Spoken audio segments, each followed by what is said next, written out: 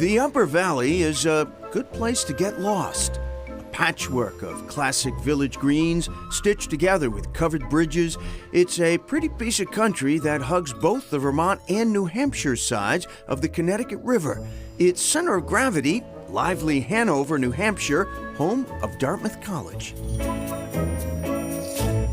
One of the attractions of life here in the Upper Valley is its easy blend of rural beauty and cultural sophistication. But anytime civilization comes up against the wilderness, things can get a little hairy. Every evening, Ben Killam makes his way to a remote mountain clearing in Lyme, New Hampshire, a family visit of sorts. Squirty's relatives and a few non-relatives, her daughters and granddaughters. Soon, large dark masses begin appearing in the forest. There's a cub on the tree. In a few minutes, we're surrounded by a dozen adult black bears and their cubs. There'll be bears coming beside you right there. Killam has been studying these bears for 25 years. He knows most of them by sight. That's Squirty's great-granddaughter. And they know him. You're a good girl. You're a good girl. What Killam has learned in this clearing has totally upended conventional understanding of bear behavior. Long thought to be solitary creatures, Killam has instead discovered that bears live in a complex social world, one previously unknown to science. These are the only non-human animal that share our social behavior.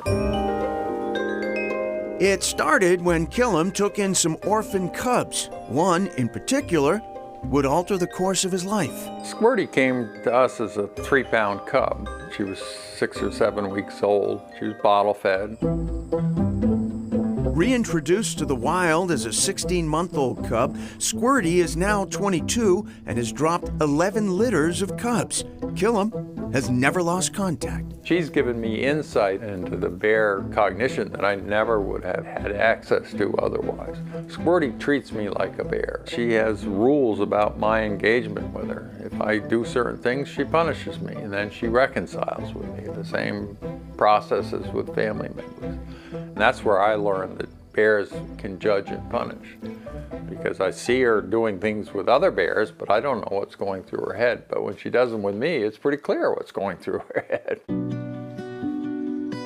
Killam has compiled his observations in 2 popular books, but for years, the scientific community barely acknowledged him. He had no university affiliation, no peer-reviewed publications. In fact, he could barely read. They found that I had an IQ in the top 1%, and I read at a 3rd grade level.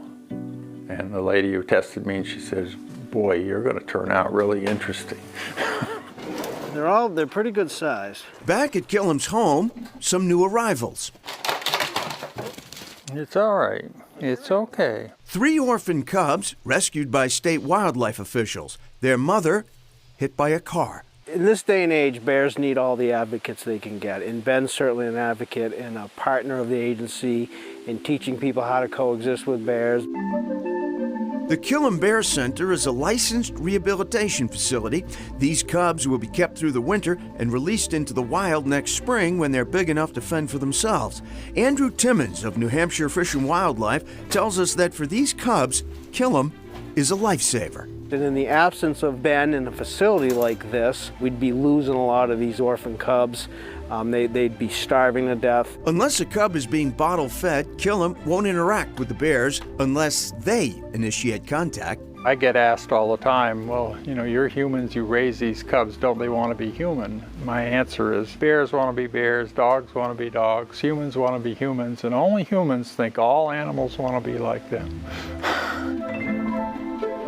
Killam sees his job as helping these bears be bears. He has successfully reintroduced more than 285 cubs back into the wild.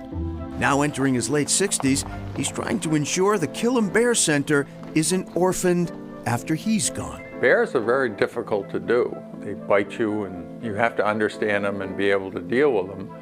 And you also can't be a hugger. You can't be getting them because you want to have a cute baby bear in your backyard. We'll come back to those cute little cubs a bit later in the show. Ben Killam tells us all donations to the nonprofit Bear Center go to the care of the orphaned cubs. They're currently working on a new building with heat next to their large outdoor enclosure. That will make it easier to care for the cubs, especially in January when orphaned cubs sometimes arrive. The Bear Center, we should tell you, is not open for visitors. Their goal is to reintroduce the cubs to the wild, so they try to minimize human contact. Up next, a former patriot reinvents himself in the Upper Valley.